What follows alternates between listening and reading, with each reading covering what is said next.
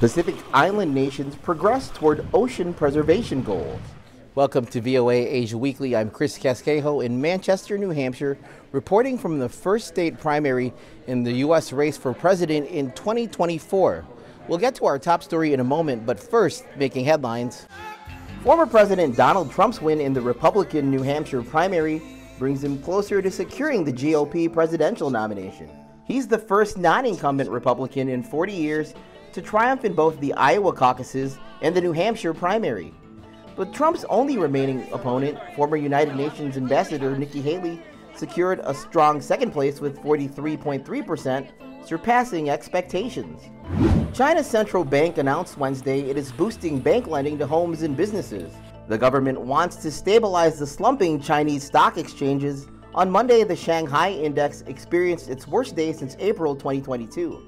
On Tuesday, Hong Kong shares rallied, helped by gains in technology companies like e-commerce giant Alibaba. Tokyo Electric Power Company finished testing the first drones to help decommission its tsunami-wrecked Fukushima Daiichi plant.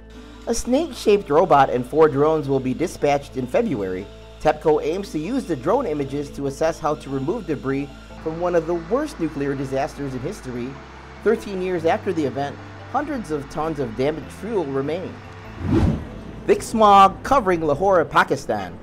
Once famous for its gardens, Lahore is now infamous for its poor air quality. Thousands of people have become ill due to toxic smog. Experts advocate for increased cooperation among India, Pakistan, and Bangladesh to address air pollution across Southeast Asia. Since the United Nations Climate Change Summit, or COP28, concluded mid-December, Pacific Island states have been working to implement a brand new $500 million climate protection fund. VOA's Jessica Stone reports. Scientists say these are among the most endangered shorelines on the planet.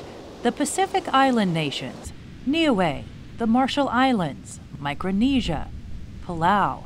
Together, they are on the front line of the battle against climate change. As ocean states, we say protection of the oceans is an important component because it's the largest carbon sink. Every second breath you take comes from the ocean. Palau President Surangel Whips Jr. says ocean conservation has long been a way of life for those who live in the Pacific Islands.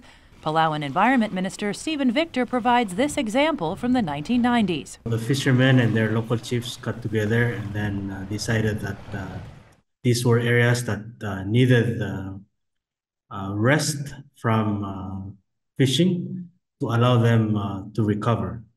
We should be proud of our historic achievement.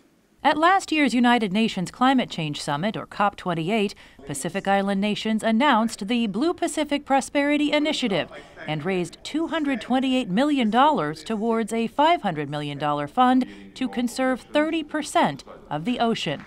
National Geographic's Pristine Seas program is already helping Palau set up a marine protected area and stands ready to advise other Pacific nations as well, says founder Enric Sala. We are there for the long haul to make sure that the protected areas are designed properly, located in the right places, so they can maximize the benefits to marine life, to local people, and to the climate. Sala says walling off critical fishing grounds is a proven way to replenish them within 5 to 10 years.